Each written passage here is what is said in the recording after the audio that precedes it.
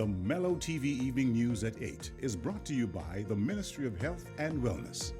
Coronavirus is in Jamaica, and I know you feel scared and worried. But you can't let COVID-19 divide us. Coronavirus infects all kinds of people. It doesn't discriminate. So why should you? When someone coughs or sneezes or shows signs of the virus, tell them to call 888-1-LOVE immediately. And remember, stay 3 feet away, but don't attack or disrespect them, because we're all in this thing together. Come on, Jamaica, cut the hate and don't discriminate.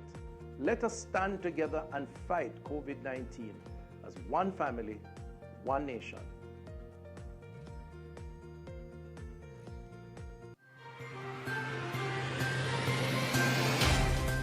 Tonight, Jamaica recorded 60 new COVID-19 cases and 2 new deaths as at yesterday, November 17, taking cases to 10,019 and deaths to 233. Authorities in Clarendon say incarcerated dons and dons living overseas are allegedly influencing climbing murder figures in the parish. And we have a number of gangs operating in the parish, as the police will tell you. And so they work with orders, from what I'm hearing. Still tonight, police are seeking the public's assistance to locate 20-year-old Aisha Garwood of Deanery Road, Vineyard Town, missing since November 14, and top PEP performing students yesterday awarded with scholarships granted by the Universal Service Fund. It's another effort at bridging the gaps which exist, both in connectivity and education. These awards come at a time when the challenge to educate our students is at an all-time high.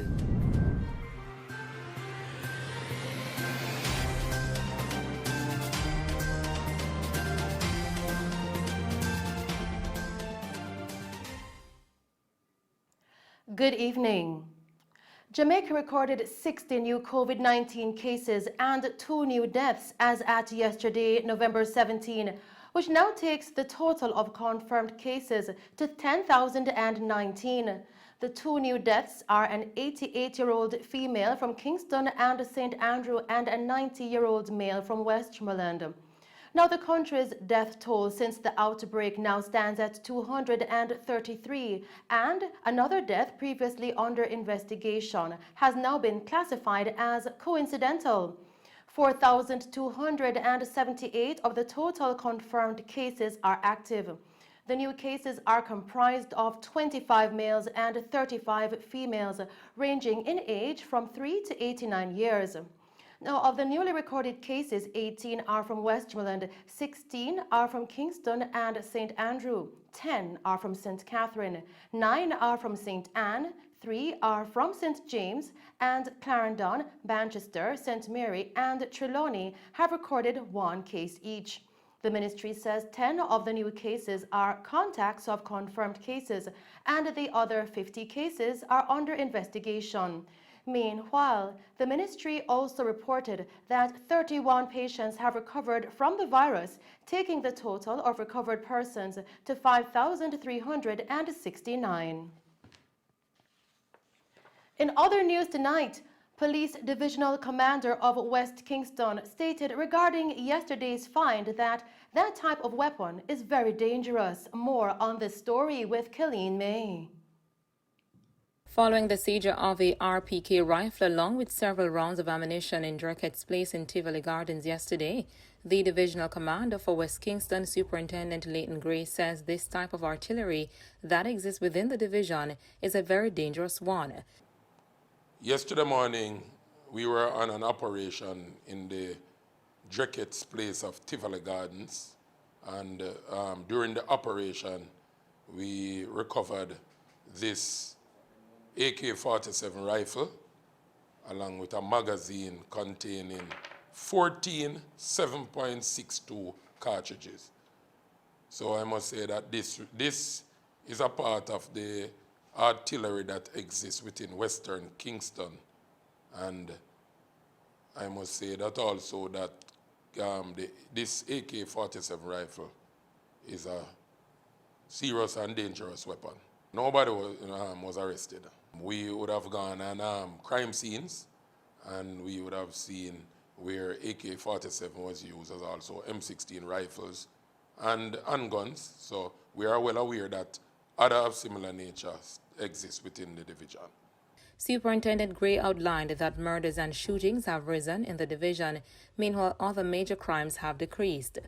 The murders and shooting are up, and all other major crimes are down in Kingston Western Division.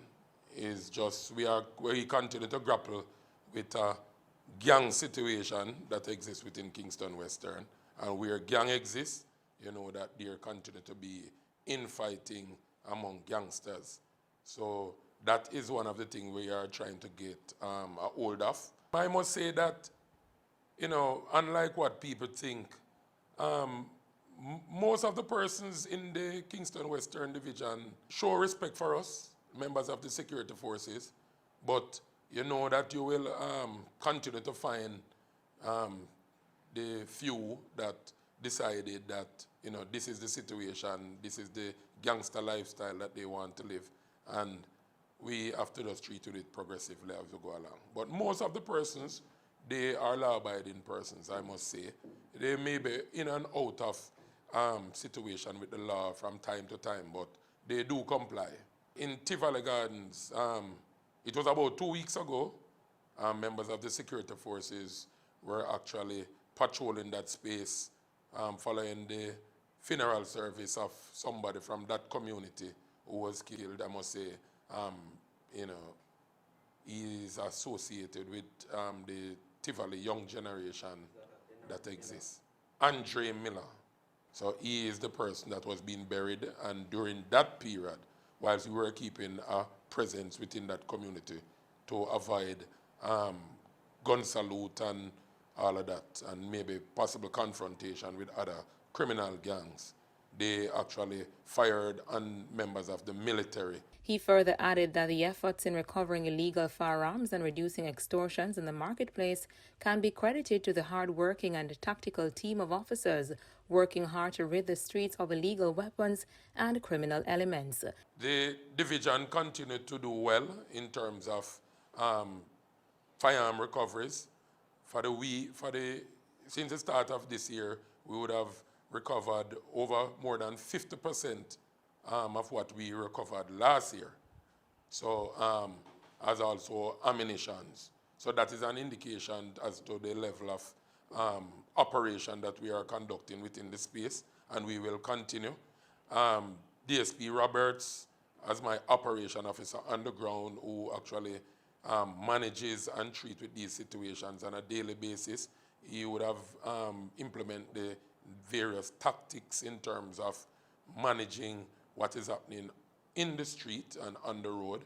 And I must say that that is what is reaping the level of success, the level of apprehension of these criminal elements. And we continue to see how well we can do much with what we have. As it relates to the market district, we have tightened our efforts there. We have put in special initiative within that space to treat with the criminal situation that is taking place, the level of extortion. I must also say that in recent time, several of these persons have been taken into custody and have been charged pending court hearing. So we continue to see how well we can manage that market district, especially at this time. Reporting for Mello TV News, I'm Kylene May. In the meantime, as shootings and murders rise in some central Kingston communities, residents of Tel Aviv say they are very fearful for their lives and are calling on the government to intervene. Here is Ophelia Miller with more on this story. Residents in the Tel Aviv community in central Kingston are expressing fear following a shooting that left a young woman known only as Denisha or Poochie shot and injured. One resident who recounted what allegedly happened says this is an ongoing violence occurring within the central Kingston constituency. What time? Them time about after 8. After 8 last night. So one car come and grey liquor. And grey car pull up, 7-seater pull up right away. Start fire, muscle more than 18 gunshots start fire right away. Girl, why so? And then Poochie get gunshot. Get 1 shot in her head and 2 in her foot right away. You see it? And her mother drop on her gun with her brother, people the same way. I come like a direct with them, them come for. You see it? Them thing a be a phone shot going in the community. You see me? People can't walk. You see me? People fear of them life and all them thing there. You see me? I want a better. I swear. Be a bag of war thing I go on in the community around here. Thank God, Father God. The care of there, so the 2 care of them, cause the 2 care of them kind of save us still. You see it, cause if you see the care of them, be a gunshot and I care of them. From all the youth dead, youth dead while they are on the road. You see it. Be a smash up still, I'm not telling a lie. So war go on, yeah, war go on in the community, same way. You see me? I'm not telling this war starting 5 people dead already, you know. From this starting 5 people dead already. I just say about 3 weeks, 4 weeks now. The place I run away, people them can't come out, people them a ball, look on all the kids them all them thing up on the road and them thing there. It's wicked. Another resident described the victim as a hard-working mother who cares for her children. She's a mother of 3. She worked very hard, miss. She started from nothing to something. You understand me? Nothing. When I say nothing, I mean nothing. So anything she have, then for just lower, make she enjoy what she have because she worked very hard for what she have. You understand me? She work very hard, so anything she have them to leave her alone, make she enjoy what she have. Come here, tell her say as a young girl in a community, in a ghetto, me and tell her say she hold up her head, and that she alone take care of 3 children them. You understand me? So me and tell her say me not feel good for this, me not like this. Me and tell you, and a good girl, anything you ask her for, not too good for she give you. She not tell you no. Remember me tell you. She not tell you no, and she work very hard every day. Should have gone out of town or gone do her business. And me only for hear my daughter call me and say, Mummy, Poochie get shot, me want you pray. Me say, what you say? She said, Poochie get shot a while ago, Mummy, me want you pray. And them gone with her to hospital. Me can't believe. I know, me say me can't come to myself. She's also pleading with the government and the Member of Parliament to come in and do what they can to assist residents at this time. Well, since last night, I can't sleep. I don't sleep comfortable because I don't understand why they are targeting the women nowadays and they are not fighting any war. I'm scared because I live here with my children and I also grow children too. So my major concern is about both of us children, the children in the community and all. They are traumatized by this shooting. You can't walk as you have a like. Your children can't play as them have a like because of the crime and violence that is happening. So, when I like the Prime Minister do something about this, the MP for the community come out and do something, talk something. I'm tired of it. Honestly, I'm tired of this. I can't live comfortable. I can't sleep comfortable in my bed. I wake up this morning from 5 o'clock. Can't go back to sleep. So would I like the Prime Minister to come out and do something, or the MP for the area, Donovan Williams, would I like you come, sir, and talk to the people, them find out what is the problem, right? Come say something to the people them. Because when a voting time is going to come out, and when this is going on, I don't see no politician, nobody no come and do nothing, nobody no come and try to say what caused this, or what caused the war, and nothing. From the shooting a go on, much months now, shooting a go on, I don't see no MP come out and say nothing. One time I see one MP come out and I went one shooting the go on at Barry Street. I think at Barry Street and Rosemary Lane. I'm Ophelia Mello, reporting for Mello TV News. We go now to news from Clarendon, where authorities in the parish say incarcerated dons, as well as dons living overseas, are allegedly influencing the climbing murder figures in the parish. Mayor of Maypen, Winston Mirage, made the claim in response to the latest crime figures released for the parish. Clarendon has so far recorded 83 murders this year. That figure is 30 less than 113 up to November 16 last year. Now, this decrease represents a 26% decline and is the largest decline amongst all police divisions on the island. However, Mayor Mirage outlined that the figures have been trending in the wrong direction, especially since August, when the parish slashed murders by 37% when compared to August 2019. I know we have a very good team of policemen leading the parish right now in terms of the senior superintendent and the superintendent in charge of operations. And they have been implementing some strategies which seem to have been working. However, you know how the gangs operate, eh? And we have a number of gangs operating in the parish, as the police will tell you. And so they work with orders, from what I'm hearing. And of course, you will see one or two killings now and then. And when you go down on the ground and really investigate, it's really gang related. And of course, you know, we still are being influenced by gang leaders who don't live here, live overseas, or some might be in prison. We're still being influenced by that. In the meantime, the country has recorded 1,154 murders as at November 16. That represents a 1.8% decline when compared to 1,133 within the same period in 2019. In news from the capital, the police are seeking the public's assistance to locate 20-year-old Aisha Garwood of Deanery Road in Vineyard Town, Kingston 3, who has been missing since November 14. She is of brown complexion, medium build, and about 5 feet 8 inches tall. Reports from the Vineyard Town Police coming into our news center tonight are that Garwood was seen at home at approximately 9 a.m. on the day she was last seen. Her mode of dress at the time she went missing is unknown. Efforts to contact her have proven futile. Anyone knowing the whereabouts of Aisha Garwood is being asked to contact the Vineyard Town Police at 876-922-3184, Police Emergency 119, or the nearest police station. In other news tonight, top PEP performing students were yesterday awarded with scholarships granted by the Universal Service Fund. More on this story with Nisisha Miller. The Universal Service Fund USF awarded 28 top-performing students in the PEP examinations yesterday with scholarships across different parishes, with one PATH student receiving full scholarship to cover her tertiary studies. Minister of Science, Energy and Technology Darrell Vass in his remarks says these awards came at a time when the challenge to educate our children is at an all-time high due to the COVID-19 pandemic. The ministry and our agencies are committed to advancing the educational pursuits of our children.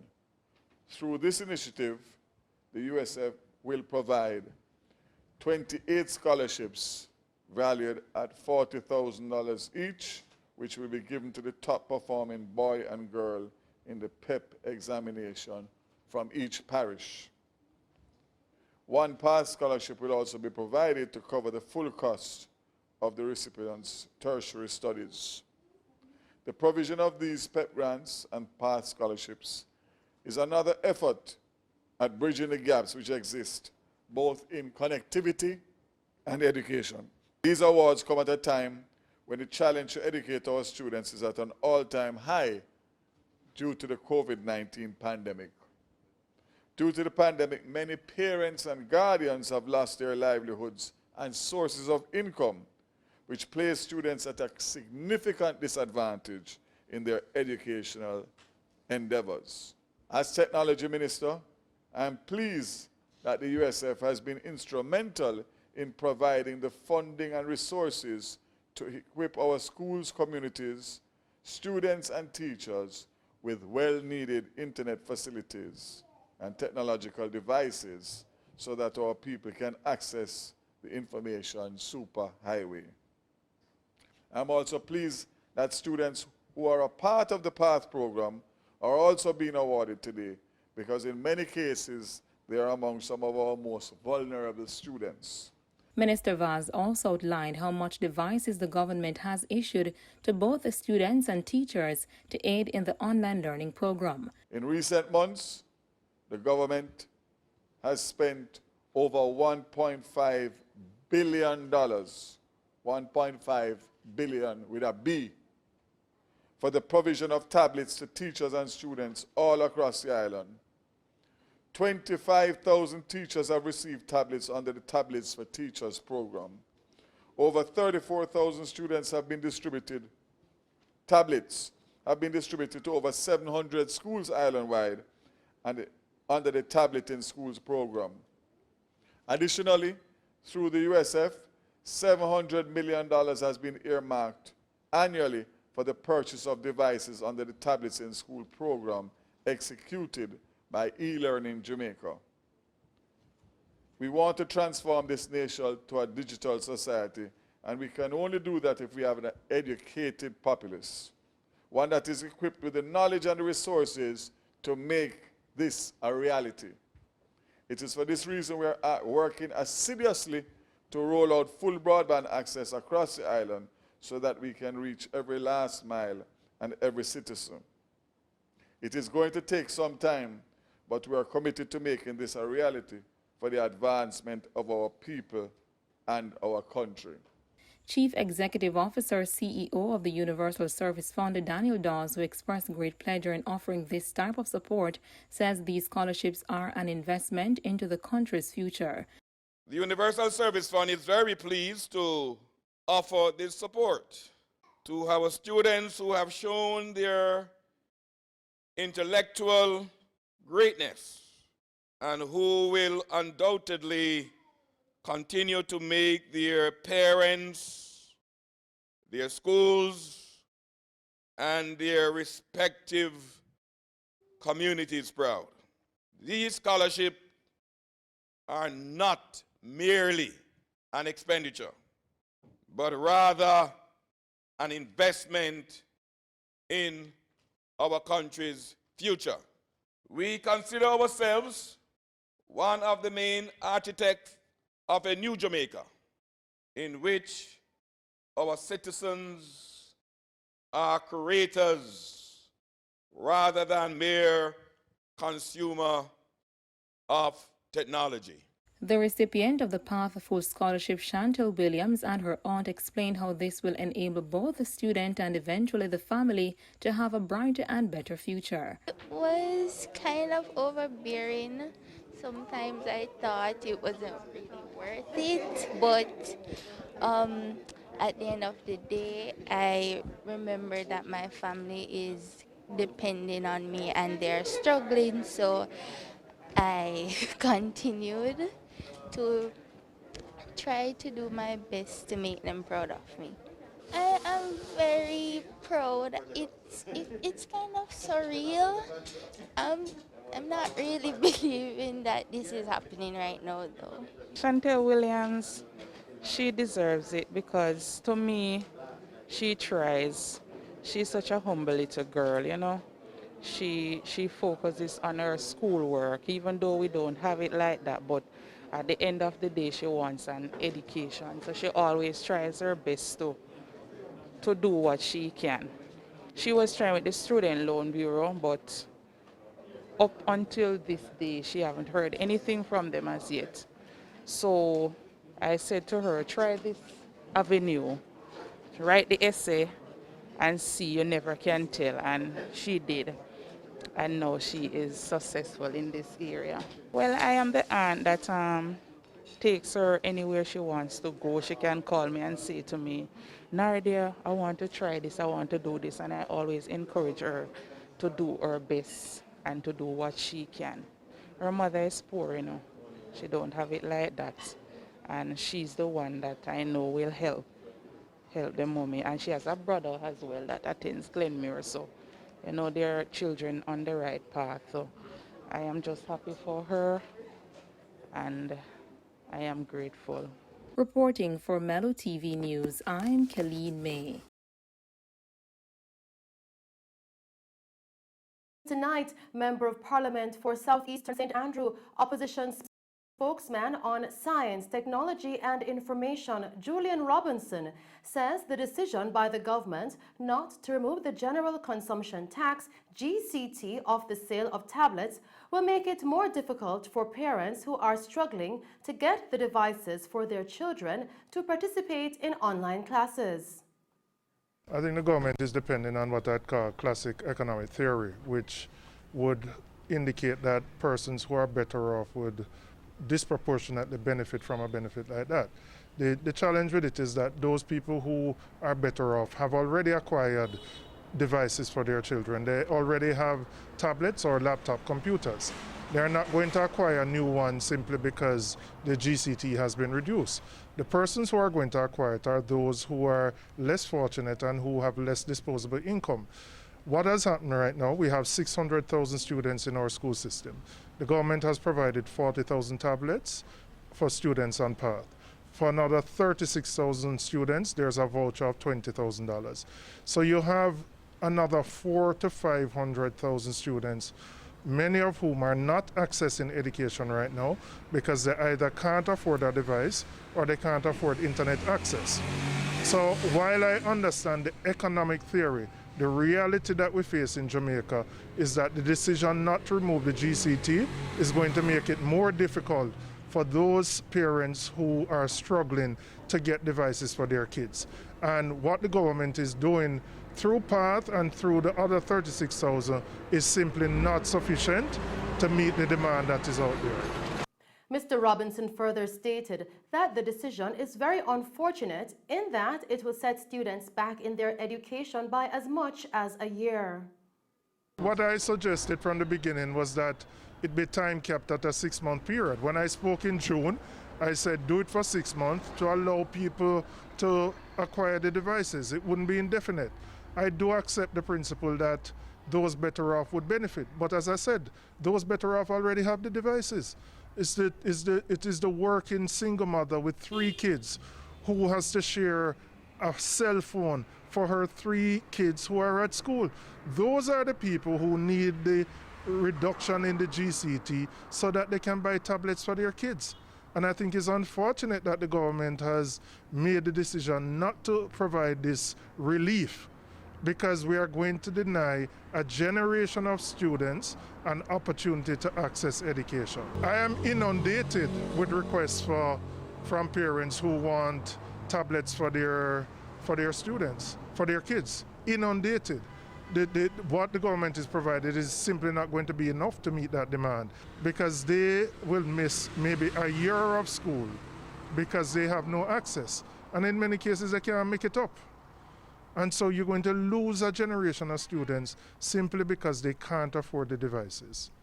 Still making news tonight, a corporate company has responded to the government's calls for help with the Tablets in Schools program. More on this story with Nathisha Johnson.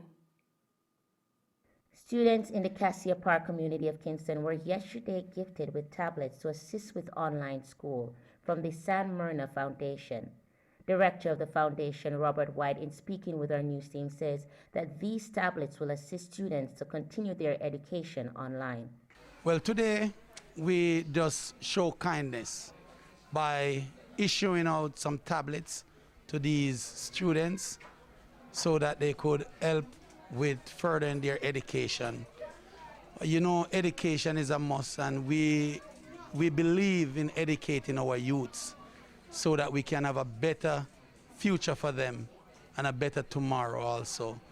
So what we do is take the time out, purchase some tablets, and we are going to issue them out in the surrounding communities. And this is our first stop today, and wish it was well received, and we are happy for what we do today because all the parents have a smile on their face, and even the kids, and it brings joy to us. Well, we are going to go right around the island, and you know, wherever we can, we'll just give until it's finished. Once you can help a child with anything towards educating them, it's a blessing. The feedbacks that we are getting for the parents is that the tablets can't be enough. They just need more tablets, you know, and they have some very good response. You have some parents saying that they are very happy. some parents saying that it's come at the right time because with the pandemic, they are not working and, you know, they couldn't afford to buy one, and the tablet just came in at the right time. And I'm happy, I feel delighted to know that I could put a smile on a parent's face and also a child's face. The recipient parents who spoke with us about the struggles they face without a device to facilitate online learning for their children said that the gift is a huge help.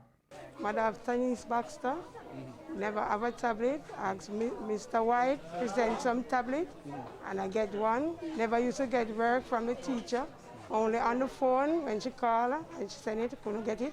And I'm well glad for the tablet now because I can go on it, do the Zoom class with her and everything. Thank you very much, Mr. White. I feel overwhelmed. For getting this tablet for my grandson. What was it like before? It was rough. Explain to me exactly. Because I didn't have them phone there, nor none of them to make him do the work. But I was using his step-grandmother phone, but she has to go to work. So for what Mr. White have done for the community, not just our community alone, but many other community, we are so thankful for him and great and feel overjoyed. Even the councillor, if the councillor even call upon Mr. White to do something, he will do it. He's not going to say, I'm coming and I'm not coming. Councillor for Cassia Park Division, Beverly Prince, says this donation will go a far way in assisting these students in their education. Where we are standing here is the home of the Eastwood Garden Youth Project Youth Club, and it's our community library, and the children are always here and every day doing their home or their schoolwork, as learning is now online. So I am very happy, and I want to say much thanks to Mr. White and the foundation for their healthy contribution to our community. I'm Nithisha Johnson reporting for Mello TV News. And those are the stories making news. I'll return with the recap. We'll now take a break and then join Christopher Scott with sports. Coronavirus is in Jamaica, and I know you feel scared and worried. But you can't let COVID-19 divide us. Coronavirus infects all kinds of people. It doesn't discriminate. So why should you? When someone coughs or sneezes or shows signs of the virus, tell them to call 888-1-LOVE immediately. And remember, stay 3 feet away, but don't attack or disrespect them, because we're all in this thing together. Come on, Jamaica, cut the hate and don't discriminate. Let us stand together and fight COVID-19 as one family, one nation.